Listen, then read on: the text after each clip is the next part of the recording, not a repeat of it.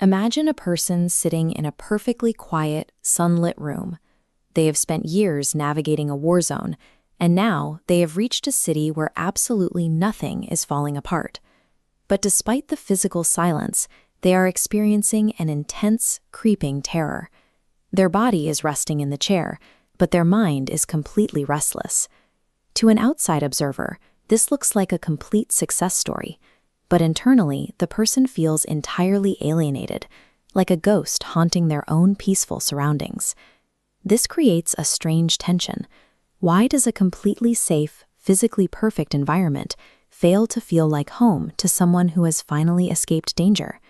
Usually, home is defined by a specific address or a collection of furniture. It is treated as a physical structure, or perhaps a series of predictable morning routines. This diagram illustrates what home actually is, a learned physiological baseline. It is a biological state where the nervous system recognizes safety and finally permits the body to drop its guard. When this baseline is reached, specific internal markers change. The eyes stop scanning the room for exits. Muscle tension dissipates. The constant, exhausting anticipation of a threat simply turns off. Because home is a learned neurological state, someone raised in constant danger never had the opportunity to build this foundational architecture. When a child is raised in chaos, the brain stops asking, "Where am I safe?" In that environment, the answer is nowhere. Looking at this neural network, the brain shifts focus. Thin blue rest pathways wither, while thick, pulsing red threat pathways multiply. The new priority becomes, how do I stay ready? This hyper-readiness stops being temporary, locking into place as the default baseline. This locked baseline carries immediate physical costs. Muscles maintain chronic tension. The body flinches at sudden sounds. The mind loses the ability to interpret silence as neutral or peaceful. The survival-wired brain actively filters out peaceful stimuli.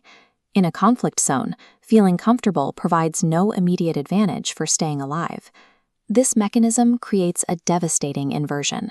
The brain begins to interpret stillness and quiet as a highly suspicious precursor to an attack. A brain engineered to survive a war zone is mechanically forced to view peace as a dangerous vulnerability. Relocating a physical body across the world does not automatically update the brain's internal operating system. This delay is known as chronological lag. This chart plots the gap between body and mind through two parallel timelines. The top line shows the physical environment jumping up to a zone of safety, but the bottom line, the nervous system, drags horizontally in a jagged survival state, creating intense psychological friction. Because peace is unfamiliar, the brain labels it as dangerous. It then subtly attempts to recreate the tension it understands. We see this in specific behaviors: refusing to unpack for months, overanalyzing a change in tone, or treating relationships as temporary. These patterns are the accurate execution of a survival protocol. The brain is running the same code that kept the body alive during the conflict. A survivor's inability to relax is a sign of perfect adaptation. They adjusted to an environment that demanded hypervigilance to stay alive. The friction comes from a mismatch. The individual is attempting to apply a definition of home forged in chaos to an environment defined by stability. It is common to expect healing to look like a sudden, dramatic release of tension, a single moment where a person instantly trusts the world. In reality, healing is the slow process of feeding the nervous system new evidence to override its oldest, strongest programming. It begins with nearly invisible shifts, a subconscious drop of the shoulders, a single breath that reaches a little deeper, or one moment of walking into a room without checking for the exit. Each of these tiny physical shifts acts as a localized data point.